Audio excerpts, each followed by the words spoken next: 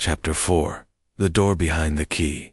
The brass key lay heavy in Adrian's palm, as if it carried the weight of more than metal, an echo of something greater.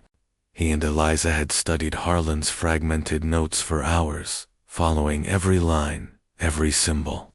Again and again, the same reference returned: Bibliotheca Arcanum, a library that, according to city records, had burned down decades ago. Yet the map did not lie. Somewhere behind that ruin was a door, and the key was meant for it.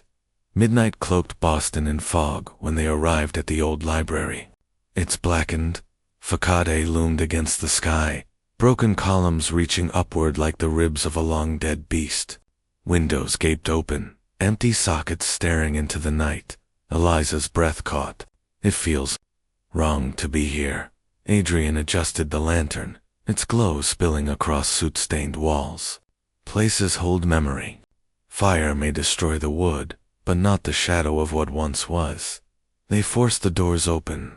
A groan echoed through the ruined hall. Inside, shelves sagged under the weight of time. Ash clung stubbornly to corners, while damp air thickened with the musk of decay.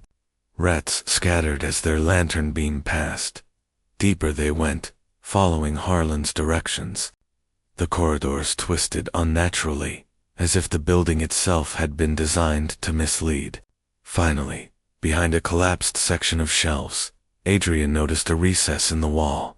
A faint outline traced the shape of a hidden door. He lifted the brass key. Its teeth gleamed in the lantern light. The lock accepted it with a metallic sigh. The mechanism clicked, and the wall shifted inward. Dust fell from the ceiling, disturbed after decades of silence. Behind the door lay a narrow stairwell spiraling downward. Eliza whispered, "Harlan was here. He must have built this." Adrian nodded. "And if he built it, then he left it for us to find." The stairway delivered them into a chamber unlike any other. Not ruin, but preservation.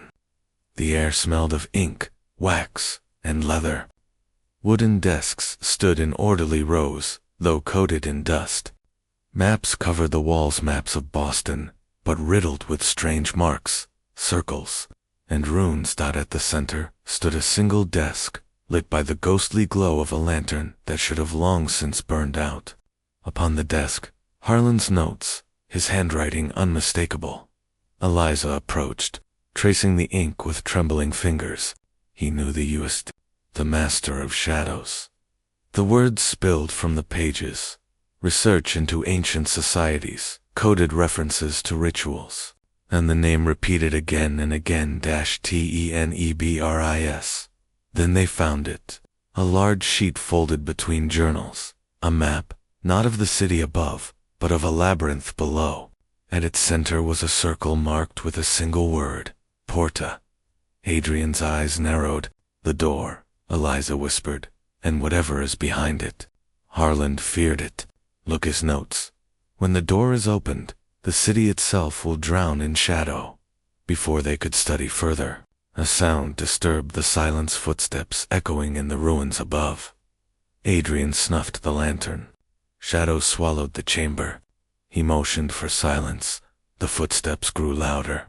Then, descending the stairwell, figures appeared: 3 men cloaked in black, faces hidden by porcelain masks. Eliza's grip tightened on Adrian's arm. "They found us."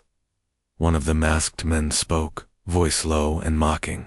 "The Blackwood detective, meddling as always.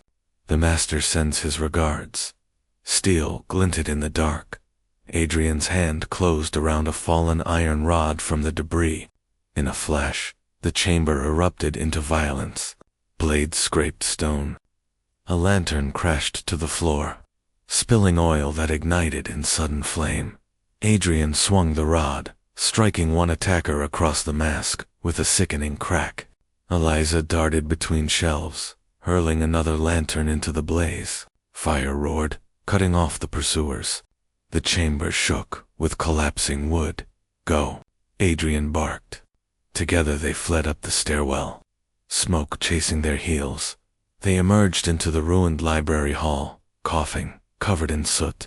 Behind them, the secret chamber, burned taking Harlan's research and the masked intruders with it, but not the map.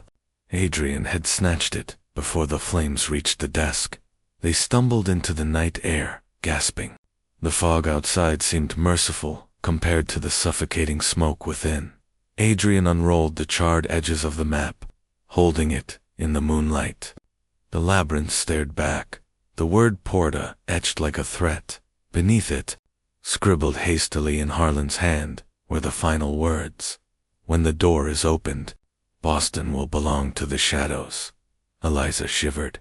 This isn't just a game anymore, Adrian. He looked toward the city skyline, its lights flickering faintly through the fog. No, it's a war, and we've just crossed the threshold.